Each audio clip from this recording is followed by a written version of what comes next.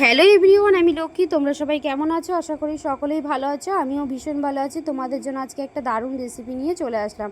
আজকের রেসিপি হলো বটবটির ভর্তা রেসিপি। বন্ধুরা, এই রেসিপিটা যদি না দেখো তাহলে খুবই মিস করবে তোমরা। প্রথম থেকে শেষ পর্যন্ত ভিডিওটা স্কিপ না করে দেখতে থাকো বন্ধুরা। আশা করি সকলেরই ভালো লাগবে।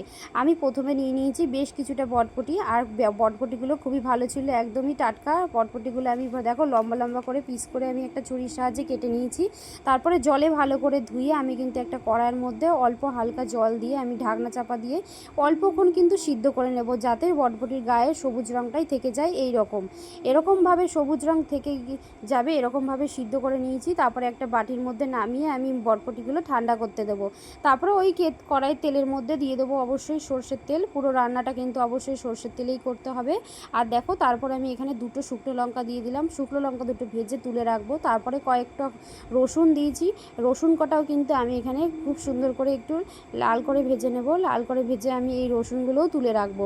তারপরে দেখো, এখানে কিন্তু আমি আগে একটা পেঁয়াজ ছোট ছোট কুচি করে কেটে রেখেছিলাম, সেই পেঁয়াজটা ওই কড়াই তেলে দিয়ে দিলাম।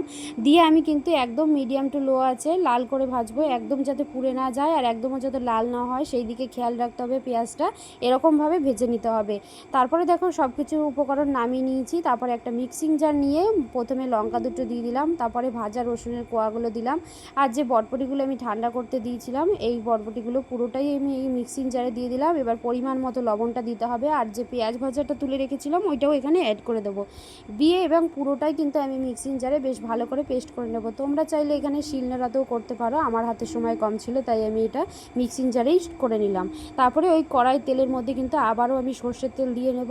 এখানে কিন্তু সাদা তেল একদমই ইউজ করা যাবে না, যেহেতু এটা ভর্তা রেসিপিতে অবশ্যই সর্ষের তেলটা দিতে হয়। তারপরে দেখো, ওই ফোড়নে দিয়ে দিলাম কালো জিরে। যে কোনো ভর্তা রেসিপিতে কালো জিরেটাই অবশ্যই প্রয়োজন।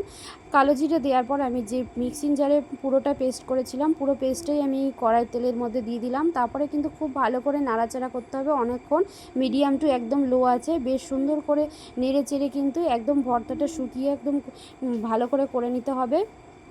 তোমরা কি করে বুঝবে যে ভর্তাটা হয়ে গেছে? যখন দেখবে যে একদম কড়াই থেকে লেগে লেগে আসছে, একদম এই দেখো এরকম অবস্থায় যখন হয়ে যাবে, কড়াই থেকে উঠে আসছে, তখন বুঝবে যে বটবটি ভর্তা রেসিপিটা একদমই পুরোপুরি রেডি হয়ে গেছে। তারপরে আমি এখন নামিয়ে নিলাম এখানে।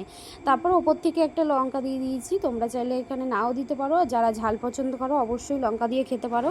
তাহলে দেখো, এখানে নিয়েছি কিছুটা ভাত। আমি ভাতটা দিয়ে মেখে খেয়ে দেখবো যে কীরকম হয়েছে। তোমরা যদি একবার করে এইভাবে খেয়ে দেখো বাড়িতে রেসিপিটা, তোমাদের খুবই ভালো লাগবে। এক থালা ভাত নিমেষেই কিন্তু এই ভর্তা দিয়ে খাওয়া হয়ে যাবে। তাহলে যারা বন্ধুরা ফেসবুক থেকে চ্যানেলটা দেখছো তারা কিন্তু অবশ্যই চ্যানেলটিকে ফলো করে দেবে, লাইক করে দেবে। আর যারা ইউটিউব থেকে দেখছো তারা কিন্তু অবশ্যই সাবস্ক্রাইব করে দেবে। তাহলে আজকের মতো টাটা বন্ধুরা, আবারও দেখা হচ্ছে কালকে অন্য কোনো ভিডিওর সাথে।